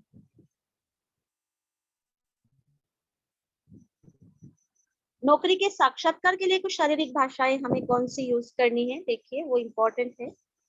धीरे धीरे लगातार चलना, हल्की मुस्कान देना, सही तरीके से बैठना, ये सारे मैनर्स हैं। इंटरव्यू के लिए जब जाते हैं तो किस तरीके से हमारी बॉडी लैंग्वेज हो, उसके बारे में ये सब है। तो हमारी चाल कैसी हो, चेहरे पर मुस्कान हो, बैठने का तरीका, निश्चिंत बैठना है, सीधा बैठना है, चिंता न हो चेहरे पर, ध्यान हमारा पूरा केंद्रित हो, बात करें तो स्पष्टवादी हो, आंख से आंख मिलाकर बात करना है, मुस्कुराकर बात करना है, चेहरे पर पूरा आत्मविश्वास दिखाई दे और आवाज में भी हमारी क्वालिटी हो, गुणवत्ता हो। अपनी शारीरिक भाषा को सुधारना है। कैसे सुधारेंगे? अच्छा काम करें, हमारे अंदर दयालुता हो, कंपैशन हो, जिससे अनायास अपने हमारे से अच्छे काम हो जाते हैं, करना नहीं पड़ता, हो जाते हैं। अच्छा काम करके खुश रहकर आप अपनी शारीरिक भाषा को सुधार सकते हैं। This is the way to change our body language. क्योंकि अच्छा काम करने के लिए सोचेंगे अच्छा, और अच्छी सोच चेहरे पर अच्छे एक्सप्रेशंस रखती है। किसी बात को हल्के से ले, कोई समस्या आई, कोई चिंता आई, बौखलाहट आई, हल्के से ले, उसको ज्यादा हावी न होने दे अपने ऊपर, क्योंकि भाव मन में आते हैं और उसकी चिंता चेहरे पर दिखाई देती है। धीरे धीरे काम करे, लगातार काम करे, आराम से काम करे, कोई जल्दी नहीं है। आजकल तो लोग काफी तेज रफ्तार से भागते हैं और तनावग्रस्त महसूस करते हैं, स्वयं तनाव में रहते हैं, औरों को भी तनाव में लाते हैं, परेशानी में लाते हैं। इसलिए बहुत धीरे से काम करें, धीरे धीरे काम करें, सोच समझकर कर्म करें। यही, इससे हमारी बॉडी लैंग्वेज सुधरती है, ठीक होती है।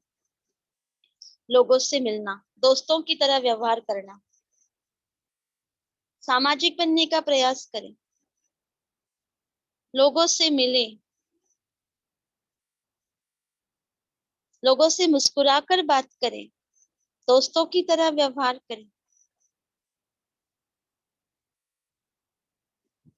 तो बॉडी लैंग्वेज में सुधारना होगी। बातचीत का हिस्सा बने, जब वार्तालाप चल रही है तो कैसे होता है, 4 लोग बैठे हैं, 3 लोग बात कर रहे हैं, एक उसमें इन्वॉल्व नहीं होता,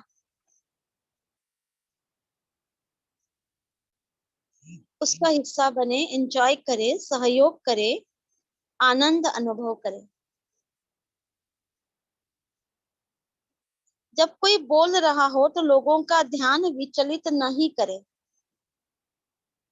अपनी बारी आए तो जरूर बोले, लेकिन बीच बीच में उसमें हस्तक्षेप न करें। धैर्य पूर्वक प्रयास करते रहे, तो ये सब अपनी शारीरिक भाषा सुधारने का एक साधन है।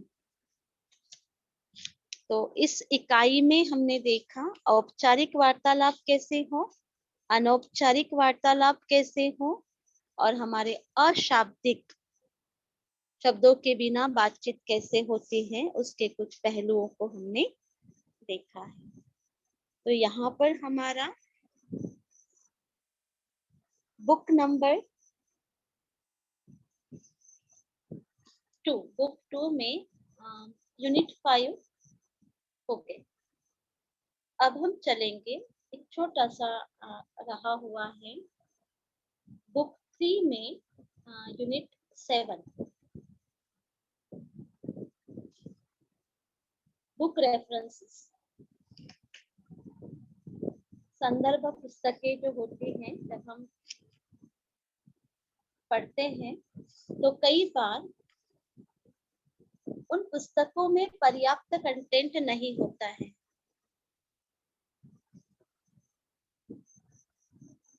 और उसका एक्स्ट्रा नॉलेज हमें प्राप्त करने के लिए, कुछ ज्यादा इंफॉर्मेशन लेने के लिए हमें कुछ दूसरी पुस्तकें, उसकी मदद लेनी होती है, जिसको हम रेफरेंस बुक्स कहते हैं।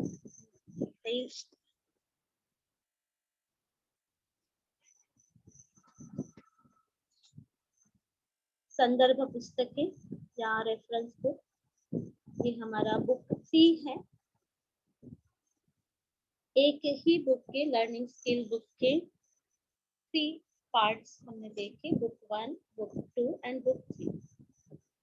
कल तक आपने बुक 3 में से 6th यूनिट तक देखा है, और आज बुक 3 से हम यूनिट 7 की तरफ चलते हैं, जिसमें दीदी पेज नंबर कितना है मराठी में दीदी?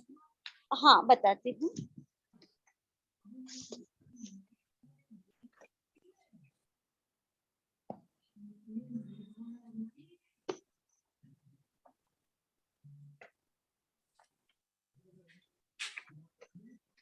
ये मराठी में है, पेज नंबर यूनिट 7 आप ओपन कीजिए, and book number 35 unit 7 page में नंबर 35 संदर्भ ग्रंथ घटक 7। ये डिप्लोमा का क्लास चल रहा है दीदी ना? हाँ फर्स्ट ईयर। फर्स्ट ईयर का ही है ना, फिर मेरे पास मराठी की बुक में लेके आया कल जाके, लेकिन वो दिखता नहीं है अपने पड़ा। अच्छा नहीं, आज हिंदी में लिया, उसी का मराठी ट्रांसलेशन है, उसमें पूरा ही दिया है। अभी जो हमने इकाई पढ़ी है ना, घटक 5 जे आपण घेतलं आहे, ते फक्त मीडियम हिंदी होतं, कंटेंट तेच आहे, पण मराठी पुस्तकामध्ये थोडं ऍडिशनल दिलेलं आहे, थोडं जास्त आहे हिंदीपेक्षा. जसं ते यामध्ये हा श्रवण बघा आता, श्रवण आणि संभाषण कौशल्य आहेत ना, श्रवण आणि संभाषण कौशल्य. नो नो हो, श्रवण आणि संभाषण मधला 5वा घटक होता आजचा आपला. बोलण्याची विविध प्रसंग आणि शब्दांशिवाय हा संवाद. हा, शब्दांशिवाय संवाद. तर त्याच्यामध्ये अशाब्दिक संवाद आणि शाब्दिक संवाद आपण बघितलं. थोडस हो, तुमचं बरोबर आहे, मराठीतलं कंटेंट थोडस वेगळं आहे त्याच्यामध्ये. हे झालं, हे घेतलं आपण मित्रमैत्रिणींशी संवाद, म्हणजे कन्व्हर्सेशन विथ फ्रेंड्स कसं असायला पाहिजे, यात घेतलेलं आहे आपण, है ना. आणि फक्त थोडस एक एक्स्ट्रा पोर्शन दिलेलं आहे, तो म्हणजे आपलं इफेक्टिव्ह स्पीकिंग कसं बनवता येईल, आपल्याला परिणामकारक बोलता येण्यासाठी काही अडथळे आहेत, ते अडथळे आपल्याला दूर करता येईल. जसं समज, 3 गोष्टी फक्त एक इथे दिल्या आहे वेगळ्या, ज्या हिंदी पुस्तकामध्ये नाही आहे. तर पहिलं आहे परिणामकारक जर आपल्याला बोलायचं आहे तर त्यात येणारे अडथळे, अंडरस्टँडिंग, समज. बरेचदा कसं होतं की आपण वेगळ्या तऱ्हेने काही गोष्टी समजलं, आपल्याला त्या परिस्थितीबाबतचा दृष्टिकोन जर वेगळा आपण घेतला तर आपल्याला परिणामकारक बोलता येत नाही. तर ती समज व्यवस्थित असायला पाहिजे. भावनेच्या नियंत्रणाखाली आपलं बोलणं असलेलं पाहिजे. कुठलंही द्वंद्व नसायला पाहिजे बोलण्यामध्ये.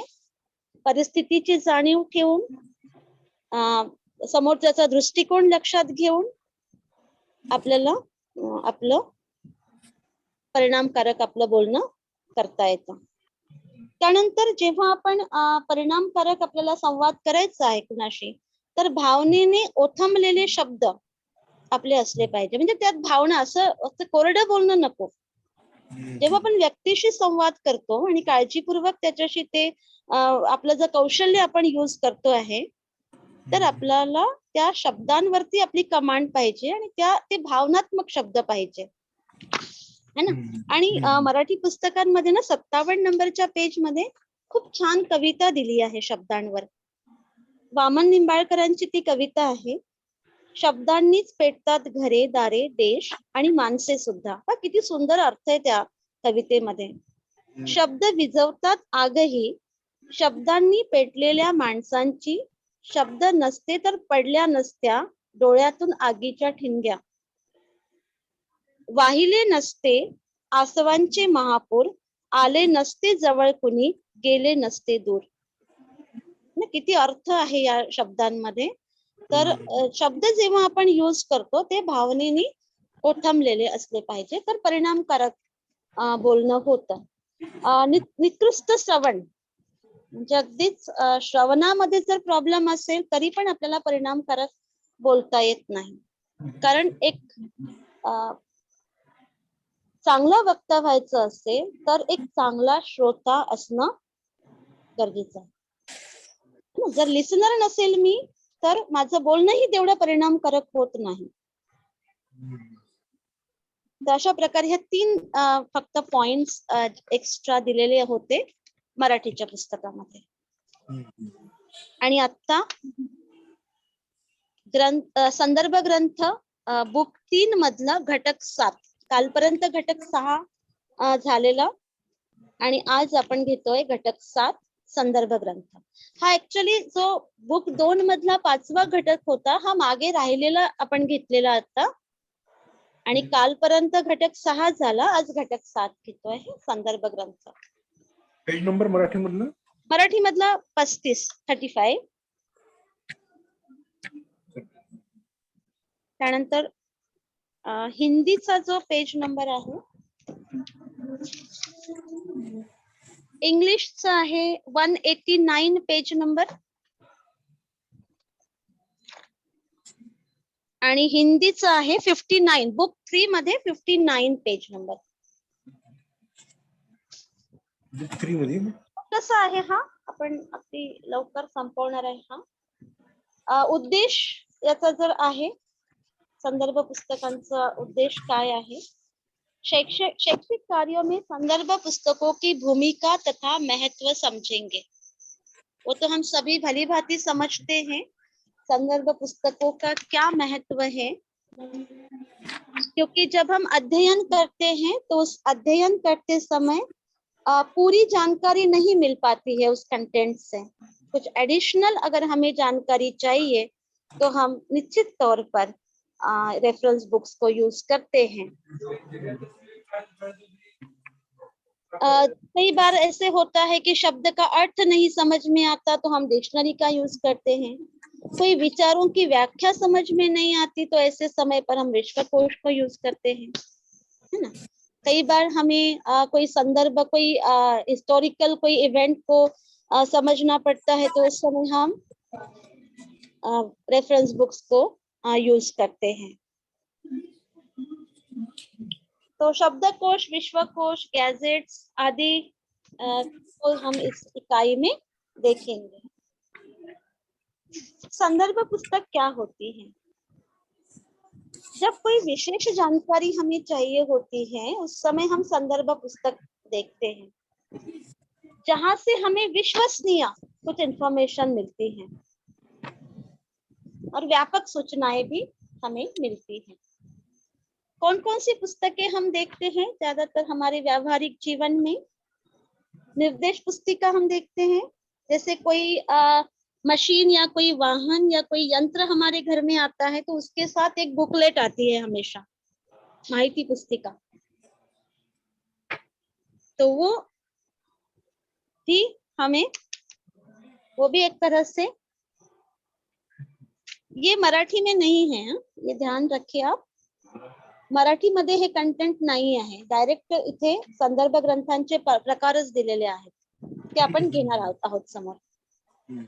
स्त्रोत पुस्तिका असते, ज्यात ऐतिहासिक दृष्टीने काही लेखांचा संग्रह वगैरे दिलेला असतो। शब्द पुस्तिका, विवरण पुस्तिका, ज्याच्यामध्ये संक्षिप्त संदर्भ पुस्तकं दिलेली असतात। शब्दकोश होते हैं, वार्षिक पुस्तिकाएं होती हैं, मानचित्रावली होती है, माना ये चित्रों का संग्रह होता है, पुस्तक के रूप में चित्रों का संग्रह होता है। विश्वकोश, ये सारे पुस्तकों के प्रकार हैं। पाकशास्त्र पुस्तिका होती है, पंचांग भी होते हैं, कृषि से लेकर उद्योगों तक विभिन्न विषयों के बारे में तथ्य या आंकड़े, कुछ आधारभूत सूचनाओं के लिए पंचांग का उपयोग किया जाता है। वार्षिक समीक्षा, किसी विषय पर या शोध साहित्य की समीक्षा इस पुस्तकों में होती है। कई केस स्टडीज भी होते हैं, साइंस में कोई स्टडी किया जाता है उसको भी केस स्टडी के रूप में उसमें लिखा जाता है। या कुछ हस्त पुस्तिकाएं होती हैं, जो ये छोटी पुस्तिकाएं होती हैं, कई बार हस्त पुस्तिकाएं हाथों से लिखी हुई होती हैं। ठीक है, तो पहले हम देखेंगे इसमें शब्दकोश। आता मराठीमध्ये पेज नंबर 36 वर आहे डिक्शनरी, ज्यात शब्दांचा अर्थ, शब्दांचा उच्चार, शब्दांचा संक्षिप्त रूपांचे पूर्ण रूप या प्रकारची माहिती असते। आणि त्यानंतर मग शब्दकोशांची उदाहरणे दिलेली आहेत। ठीक है, शब्दकोश क्या करता है? शब्दों का अर्थ बताता है, शब्दों को इस्तेमाल करने की व्याख्या करता है, सबसे आधारभूत शब्दार्थ बताती है, एक से लगने वाले शब्दों में अंतर बताता है और शब्दों का सही उच्चारण भी बताता है। शब्दकोश, डिक्शनरीज। ठीक है, शब्दकोशों के प्रकार हैं। तोपर्यंत मराठी वाल्यांना पुस्तकांमध्ये शब्दकोशाची काही उदाहरणे दिलेली आहे, कारण ती हिंदीमध्ये आणि मराठीमध्ये वेगवेगळी आहे आणि due to the time limit आपल्याला ते पॉसिबल नाही आहे सगळं वाचणं, त्याच्यामुळे मराठीवाले we see in Marathi book Adarsh Marathi Shabdkosh आहे, त्यात काय दिलेलं आहे त्या शब्दकोशमध्ये, स्टुडंट्स मॉडर्न डिक्शनरी आहे, अशा प्रकारची उदाहरणे बघा तुम्ही तिथे पुस्तकात पेज नंबर 36 वर। आणि हिंदीसाठी भाषा शब्दकोश, विषय शब्दकोश, विपत्ति कोश, माना कहाँ से वो शब्द की निर्मिति हुई है, ऐसे भी शब्दकोश होते हैं।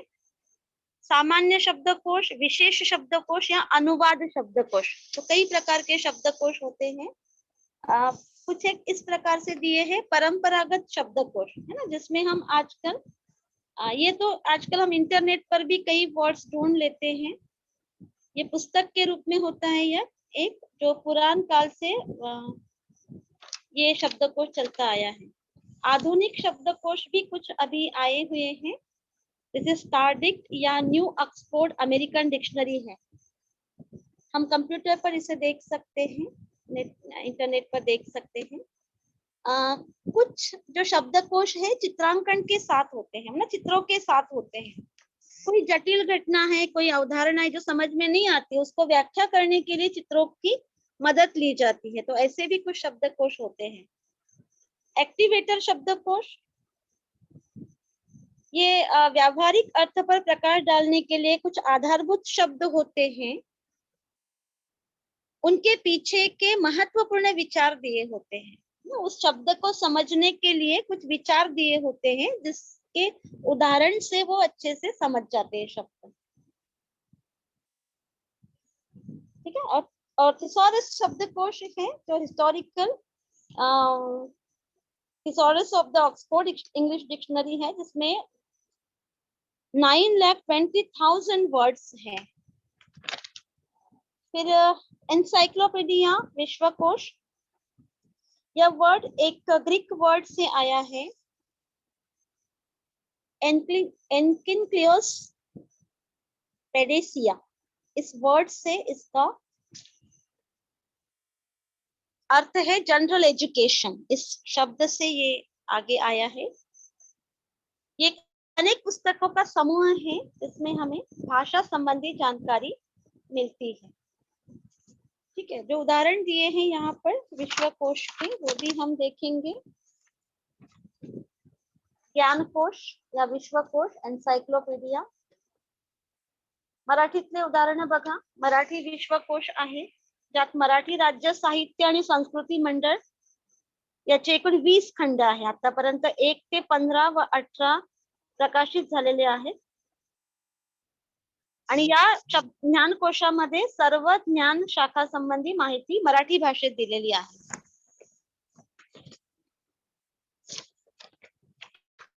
ठीक आहे, हिंदी मध्ये पण उदाहरणं दिली आहेत। त्यानंतर जीवनी संबंधित स्रोत, ये बायोग्राफिकल रिसोर्सेस होते हैं, ये भी रेफरेंस के लिए बुक्स होते हैं, है ना। कोई व्यक्ति के जन्म का या मृत्यु की तिथियां देखना है, या उनके शिक्षण के विषय में कोई जानकारी चाहिए, या उनके विभिन्न क्षेत्रों में कुछ योगदान है उसकी जानकारी चाहिए, तो उस समय हम बायोग्राफिकल रिसोर्सेस को एज अ रेफरेंस देखते हैं। तो कुछ एक एग्जांपल्स है बायोग्राफी की यहाँ पे। India Who's Who, INFA publication का ये बायोग्राफिकल बुक है, जिसमें कई साइकोलॉजिस्ट, राइटर्स, इसकी इंफॉर्मेशन हमें मिलती है। Who's Who of Indian writers, साहित्य एकेडमी न्यू दिल्ली से ये प्रकाशित हुआ है। ये भी एक बायोग्राफी बुक है, जीवनी संबंधित स्रोत है। ठीक है, तो इंडिया Who's Who में तो 5,000 प्रसिद्ध व्यक्तियों की लघु जीवनियां हैं। 5,000 लोगों की, प्रसिद्ध लोगों की जीवन कहानियां इसमें दी है, जहाँ पे डिफरेंट फील्ड के लोग वहां पर हैं। और Who's Who of Indian writers में 9,000 भारतीय लेखकों की प्रविष्टियां दी हुई है। तो किसी का भी हमें अगर रेफरेंस लेना है या बताना है, तो हम वो बायोग्राफी रेफर कर सकते हैं। फिर राजपत्र या गैजेट्स या गैजेटियर्स भी बोल सकते हैं, ये भौगोलिक शब्दकोश हैं। किसी देश के स्थानों के नाम या भौगोलिक विशेषताएं या जनसंख्या, साक्षरता, इनका अगर इंफॉर्मेशन हमें चाहिए तो हम राजपत्र को रेफर कर सकते हैं। ठीक है, मराठीत ज्ञानकोशातून माहिती कशी शोधावी ते पण दिलेलं आहे, अनुवर्णावरून किंवा दिलेल्या निर्देशांच्या सहाय्यावरून। खंड क्रमांक, रकाना क्रमांक दिलेला असतो, त्यानुसार आपल्याला त्याची माहिती शोधता येते। बायोग्राफिकल रिसोर्सेस म्हणजे चरित्रकोश, गॅझेटियर्स मीन्स स्थल वर्णन कोश, ही भौगोलिक माहितीसाठी असते. त्यानंतर इयर बुक, वार्षिक पुस्तिका. दरवर्षी एक वार्षिक पुस्तिका निघते प्रत्येक वर्षी. इथे मी एक पॅनोरमा घेतलेला आहे, 2021 चा मुखपृष्ठ घेतलेला आहे, मनोरमा इयर बुक. त्यानंतर इंडियन बिझनेस इयर बुक, ज्यामध्ये वर्षभरातले जे काही बिझनेस वर्क आहे, भारतीय अर्थव्यवस्था आणि वाणिज्य जगतामध्ये जे काही चाललेलं आहे त्याबद्दल मेंशन केलेलं असते. हाँ मराठी में नहीं बोलिए ना, पूरा नहीं समझता है. ओके, मराठी नहीं बोला तो मराठी वाले कंप्लेंट करते हैं, तो थोड़ा सा मराठी थोड़ा सा हिंदी ऐसे जी. चलेंगे. ओके, ओके, थैंक तो यू. इंडियन बिजनेस बुक है. इसमें आपको विशेष रूप से भारत की जो अर्थव्यवस्था है उसके बारे में जानकारी मिलती है. एक इंडिया ईयर बुक है, ठीक है. इसमें रेफरेंस, एनुअल रेफरेंस अगर हमें लेना है, उसमें भी वही है जैसे इंडियन बिजनेस ईयर बुक है, द सेम लाइक दैट. उद्योग व्यवस्था या इंफ्रास्ट्रक्चर्स या स्वास्थ्य, शिक्षा या कला, शिक्षण, मतलब पूरा ही overall information of the year that is given in Indian India year book. Sorry, Indian not, it's India year book. Okay, then ग्रंथ सूची, दैट इज बिब्लियोग्राफी. ये इस तरीके के बुक हैं जिसमें केवल ग्रंथों की सूची दी जाती है. बिब्लियोग्राफिया इस वर्ड से ये आया है, जिसका मीनिंग है, लिटरल मीनिंग है बुक राइटिंग. ये मुद्रित रूप में होती है, कंप्यूटराइज्ड डाटाबेस के रूप में होती है, ठीक है. इसके दो प्रकार हैं. एनमरेटिव बिब्लियोग्राफी, इसमें कंपैरेटिव रेफरेंसेस होते हैं, और एक है एनालिटिकल और क्रिटिकल बिब्लियोग्राफी, जिसमें अभी कुछ जो मॉडर्न हमारे बुक्स आए हैं, आधुनिक ग्रंथ सूचियों को इसमें दिया है, जिसमें चलचित्र भी हैं, वीडियो फिल्म्स भी हैं, कुछ वेबसाइट्स की भी इंफॉर्मेशन है सेकंड इसमें, ठीक है. तो उदाहरण के लिए हमारे दिए हैं बुक में, देखिए, Bond Peter, the Firefly guide to space, a photographic journey through the universe, Willowdale on, ON है actually, that's not on, ON, Firefly Books Limited 1999. इतनी बड़ी एक लाइन दी है, एक सूची दी है. अब उसका मीनिंग क्या है, इसमें सारा कुछ दिया है उस बुक के बारे में. उस बुक के बारे में क्या क्या दिया है, ऑथर का नाम दिया है, Peter Bond is the author, वो लेखक है उस बुक का. The Firefly guide to space, ये पुस्तक का शीर्षक है, पुस्तक का नाम है. फायरफ्लाई बुक्स लिमिटेड प्रकाशक का नाम है. विलोडेल ऑन्टेरियो प्रकाशक के स्थान का नाम है ना. विलोडेल लिखा है यहाँ पर, लेकिन ON दैट मीन्स ऑन्टेरियो, ये प्रकाशक के स्थान का नाम है, वहां से ये प्रकाशित हुआ है. And 1999 that's the year of publication. तो इस तरीके से पूरा का पूरा जो है, ऑथर का नाम, पुस्तक का नाम, प्रकाशक का नाम एक ही लाइन में लिखा होता है इन बिब्लियोग्राफी. ओके, दूसरा उदाहरण है, उसको नहीं लेते हैं, लेट हो रहा है. सही संदर्भ पुस्तक कैसे चुने, है ना. हमें अगर रेफरेंस बुक चुनना है तो कैसे चुने. Do you want the basic information about psychology, आपको सायकोलॉजी के बारे में एक बेसिक इन्फॉर्मेशन चाहिए. मराठी पुस्तकात 42 पेजवर छान दिलेलं आहे बघा. समाजशास्त्राबद्दलची सर्वसामान्य माहिती पाहिजे असेल तर कशी शोधायची, संदर्भ ग्रंथ कोणते घ्यायचे. भारतीय समाज विज्ञान कोश बघायचं, मराठी विश्वकोश मध्ये मिळू शकेल माहिती, international encyclopaedia of social sciences, इथे रेफरन्स बुक्स आहे. म्हणजे कोणती माहिती हवी असेल तर कोणती संदर्भ ग्रंथ आपण बघायची, टॅली करायची, ही इन्फॉर्मेशन तिथे दिलेली आहे. ठीक है. Do you want a brief biography of a living psychologist, तो क्या करना है हमें, मराठी सारस्वत इंडियन हुज हू. और वैसे भी हमने देखा है इंडियन हुज हू में सभी 5000 लोगों की बायोग्राफी दी है जो फेमस है, जो फेमस पर्सनालिटीज है भारत की. Do you want a list of books on sociology, then what to do.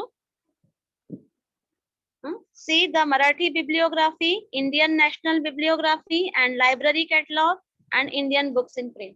तो हमें कौन सी चीज को पढ़ने के लिए कौन से रेफरेंस बुक्स लेना है, इसकी पूरी लिस्ट यहाँ पर दी है ऑन पेज नंबर 42, 43।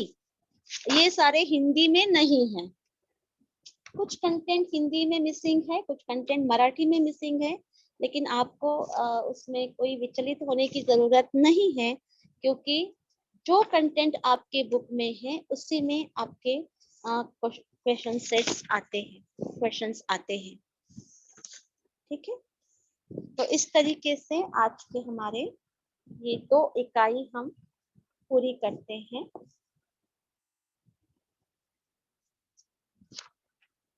ठीक है, तो हम सही संदर्भ पुस्तक को चुने। यहाँ पर भी जो हमारी YC-MOU की बुक्स हैं, हर टॉपिक के बाद आपको रेफरेंस बुक की लिस्ट दी है।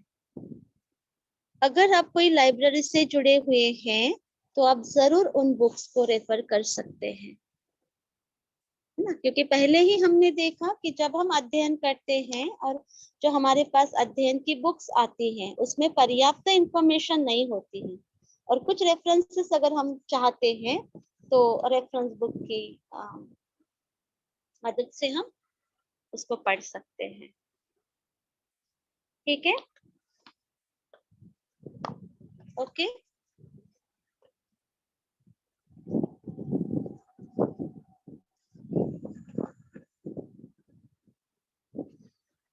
तो आज ये हमारी 2 इकाई हमने पूरी की है।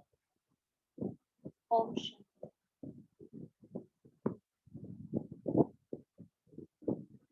थैंक यू दीदी, बहुत बढ़िया समझाया। Thank you.